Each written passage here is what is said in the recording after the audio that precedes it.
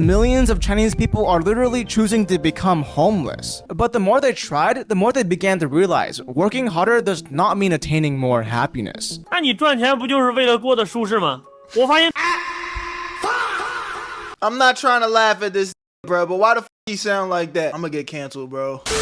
Where you at, Berto? Why Chinese Gen Z are refusing to work. China's youth are staging one of the largest protests in the country's history, and they're doing it from their bedrooms. No working, no marriage, no kids. Just doing the bare minimum to survive. It's a massive silent rebellion against a broken system, and the Chinese government is absolutely terrified. Chinese experts estimate that excluding students, the youth unemployment rate could be as high as 46.5%. That's nearly half of China's youth refusing to or unable to get a job. This is a trend where people are simply choosing to stay home and live stress-free. So why is China's government deeply terrified by this movement and desperately trying to censor it? Because this movement has a very clear intention: to force China's government to finally fix their broken system.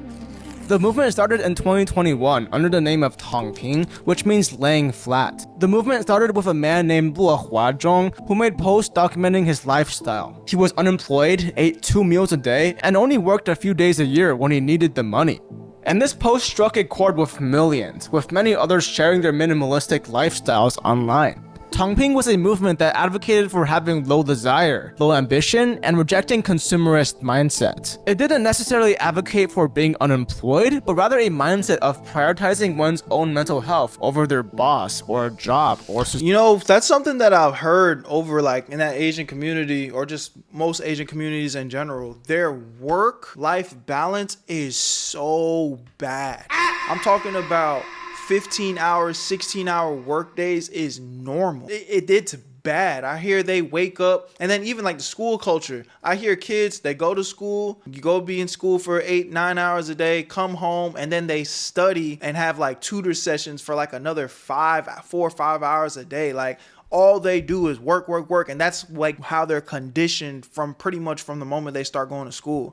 And it's because I think there's this like partially a good thing, but it's so ingrained in their culture, like, oh, you know, you got to go to good college, you got to go to good college, or you're gonna be a failure, you know. And I think it's a little bit bigger than a stereotype. For anybody that's in the Asian community, whether it's China, Japan, you know, there's obviously a big Asian community, but like, is there truth to this? I feel like I've been hearing that, you know, over the time, every time I kind of do a deep dive into a video like this. Societal expectations. People who follow this ideology refuse to work overtime and will put off work from their bosses or ask to do it later. The Tongping movement started as a rejection of being a corporate slave, but as the movement grew, people started taking this ideology even further by completely refusing to get a job. This led to the rise of the ideology of Bailan, which is a more extreme version of Tongping.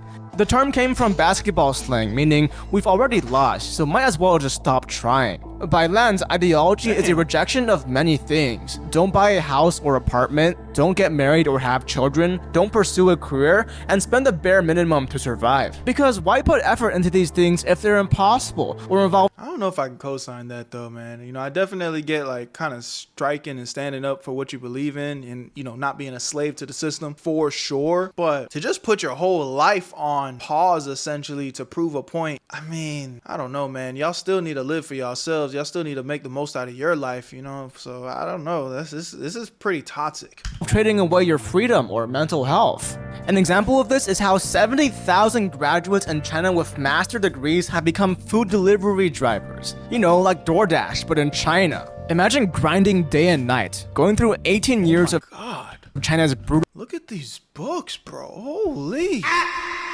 Like on one hand, shout out to them because I'm sure their school and education is so much better than ours. But oh my God, I couldn't even imagine going to school every day and my desk looking like this. What do their backpacks look like?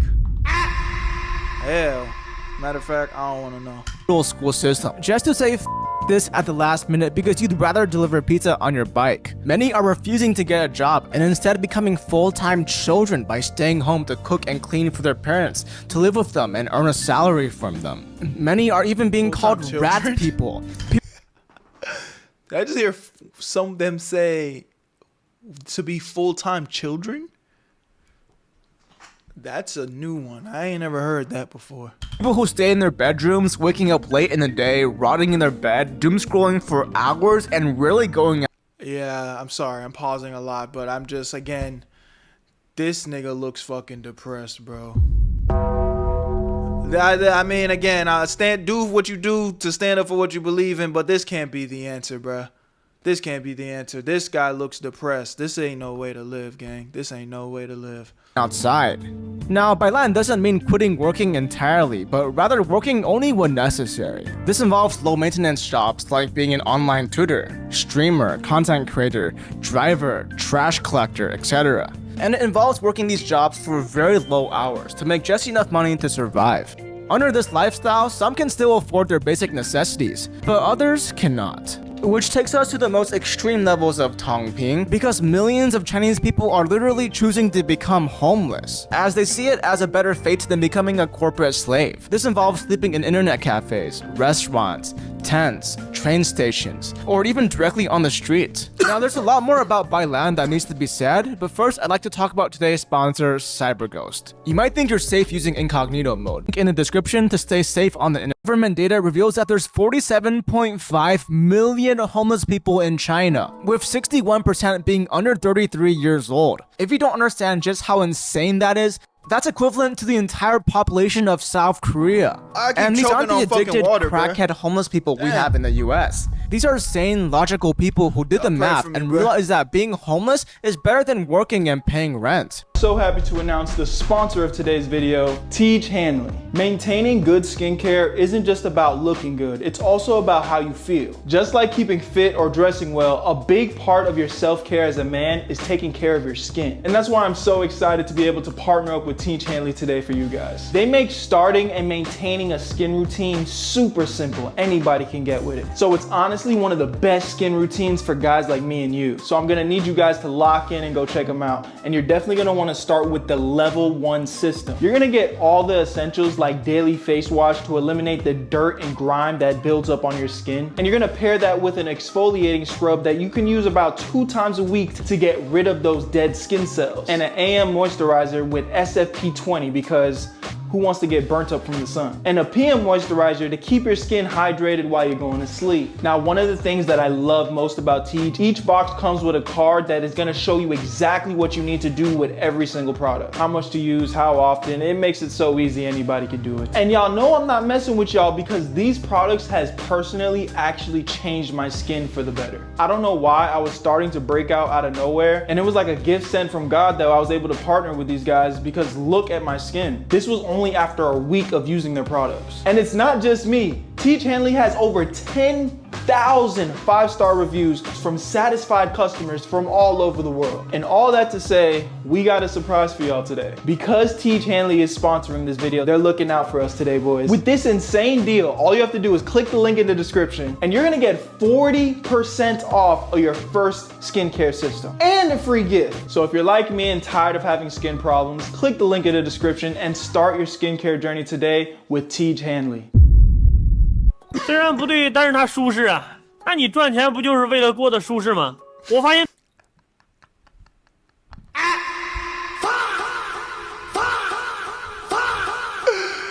Nah, bruh. I'm not trying to laugh at this nigga, bruh, but why the fuck he sound like that? I'm gonna get canceled, bro. 是为了过得舒适吗？我发现躺着就挺舒适，那我为啥还要再去赚钱？ Alright, no. You're not gonna do that. You're gonna click play, and you're gonna continue to have a great YouTube career. You are not gonna get canceled for disrespecting and mimicking an Asian man just speaking his language. No. You're not gonna do that. Click play on this video.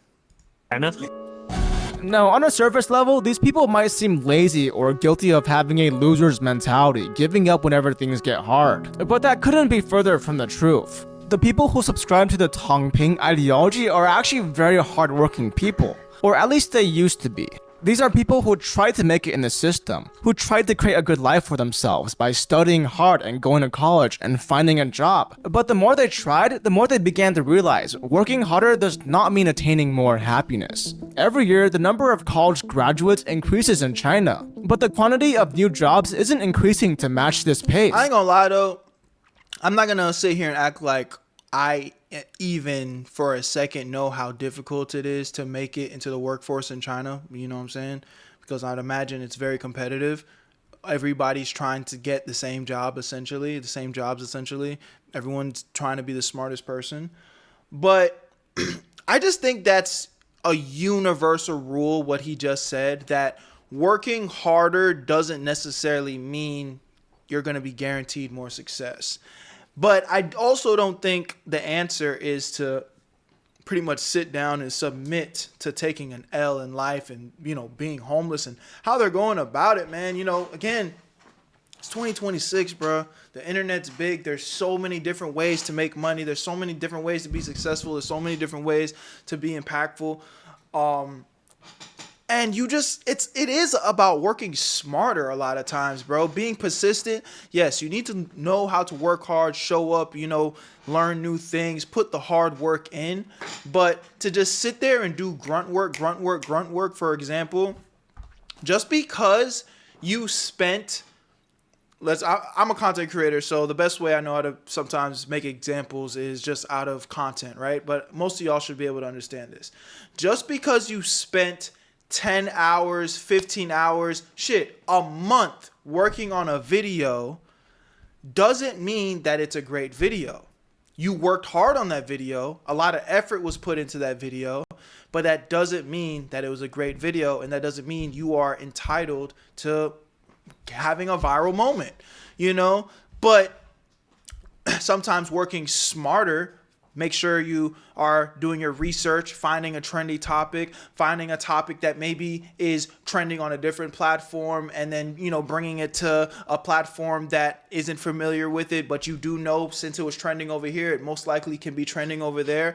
Are you following me? So you're working smarter so that when you actually apply yourself and do the hard work, maybe not as hard as but you know, you show up, you put effort into it. Now because you work smarter and you are more precise and you've applied yourself in just a more like intentional way, now you have a better chance of succeeding. And you can really kind of take that note and kind of apply it to different parts of your life.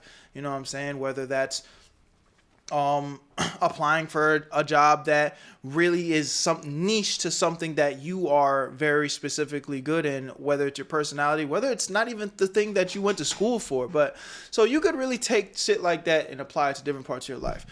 Enough little yap, but y'all know me, man. I really want to see y'all win. So sometimes when I hear stuff like this, I just have to get it off. This creates a job market with fierce competition. And in a job market where millions of qualified applicants are competing for fewer positions, the competitive differentiator between applicants isn't about who has more skills or knowledge. It's about who's more willing to work extreme amounts of hours. This has led to a brutal work culture known as 996, rising in prominence in the last decade. Work from 9 a.m. to 9 p.m. 6 days a week. Some employees spend so much time at the office that they end up sleeping there, having their entire lives revolve around their job. 996 is very common in China, with almost all the top tech and internet companies running by it. Millions of young Chinese individuals enter this workforce with the idea that hard work will bring them wealth and status. But the sad reality is, because so many applicants are willing to work extremely hard work is no longer a praiseworthy quality deserving of a promotion, but rather the norm that's expected out of every single employee. This reality has posed an existential question to China's youth. If running faster doesn't get you anywhere, then why run at all? China's youth was supposed to reap the rewards of their hard work. Their hard work was supposed to create a better world for them. But instead, their hard work has only helped the wealthy in China grow even wealthier, while life is only getting worse for the rest of the population. In 1978, the bottom 50% of China's population earned 27% of China's national income. Today, they earn only 15% of China's national income. Why? Because the wealthy elite are taking more of this income for themselves. Housing prices are sky high, while salaries have remained low. More and more workers are being laid off because they simply aren't needed anymore. Many companies are even decreasing their wages because they have so many workers readily available to them. This is the nation that the youth's hard work has created. So why continue working hard if their hard work will only contribute more to this inequality? Now, if this was any other country, the youth would have done the obvious thing. Protest, rebel, speak out against this cruel system. In Western democracies, the youth can vote for the changes they want to see be done. But not in China. There's no voting in China. Any attempt of criticizing the system will result in getting censored. Yeah, no, this is a completely different beast. Public protests rarely go anywhere because they always get silenced by law enforcement and often end in violence. Because of this, China's youth really only has one option, Tongping, to lie flat and refuse to cooperate with this corrupt system. It's a non-violent, quiet, hidden protest with a message that speaks louder than any banner, riot, or march. If you don't fix the system, we're not working. And this movement is only growing larger and larger every year, with more people joining the... Will it ever be big enough to make an impact? I don't know, man. I'm very conflicted here. Because I feel like I respect... It's like, nah, we standing up for this, but... Not at the cost of your own life, though, man. The cost of your own, ability to strive and thrive. I don't know. I don't know how I feel about this. But I don't know the answer. Movement by lying flat, and more influencers and content creators bringing attention to this movement.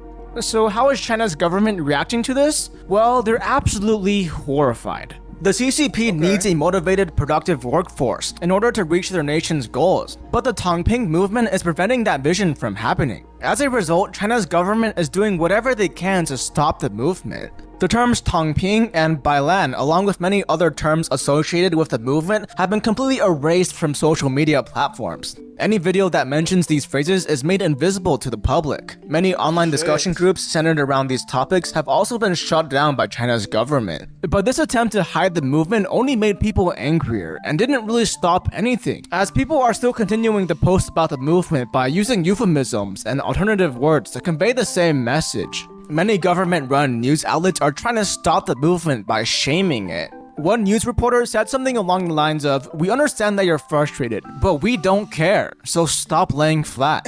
但吐槽归吐槽，苦恼归苦恼，认命可以，躺平却不行。 Articles are being published by the government condemning the movement by calling it shameful and harmful to China.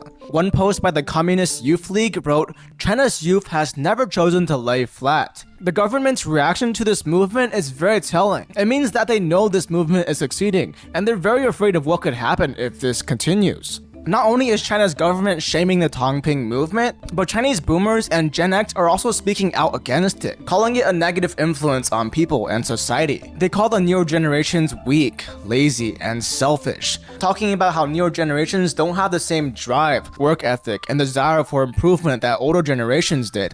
But what these people don't realize is that Gen Z is living in a completely different world than what the older generations experienced. Older generations experienced a world of blooming opportunities and the chance to succeed. They grew up in a world where hard work actually meant something. Their hard work allowed them to find a good job, climb the corporate ladder, gain promotions, and earn good wages. Marriage and buying a house and raising children was actually an option for them. Sadly, that is not the same world as today. The older generations and government can keep telling the youth to stop laying flats, but these are just empty phrases that don't mean anything. Telling China's youth to stop laying flat is like telling a homeless man to just go buy a house. Despite all their efforts, China's government will not be able to stop the Tongping movement. The only way to solve this problem is for them to fix their broken system. This is what I don't like, though, man. It's like I'm here with you and I'm rooting for y'all, but like I don't want to see them look like this, though, bro. This is not no way to live, gang. China's government is going to have to abolish 996 culture, not just pass laws against it, but to hold companies accountable for any form of unpaid overtime. Or just pay them more. Y'all got the money, man. Y'all got the money. Just give the people some more money. So it's like, okay, if we gonna keep working like this, crazy, busting ass, at least we overly getting paid. You know what I'm saying? You need to make life easier for the youth, like lowering apartment prices and increasing wages, so people actually have something to work towards instead of working their lives away without any purpose. This isn't some sort of outrageous goal, as there are hundreds of millions of apartments empty in China waiting to be filled, and China's growing economy should allow higher wages. Until then, more and more people are going to lay flat. Y'all let me know what y'all think about this, man. Did y'all know about this? Hey, prayers out to my people over in China, bro. You know, again, I didn't gave y'all my thoughts, so I'm very, very curious to hear y'all. Love y'all, appreciate y'all. Make sure you guys tap into the Twitch streams. I got a big fun stream actually coming today. Today is March 24th, 7 p.m. Central Time. Be there. Click the link in the description. Join the Where You At family. Don't miss this live stream. Come on. Where you at, Berto?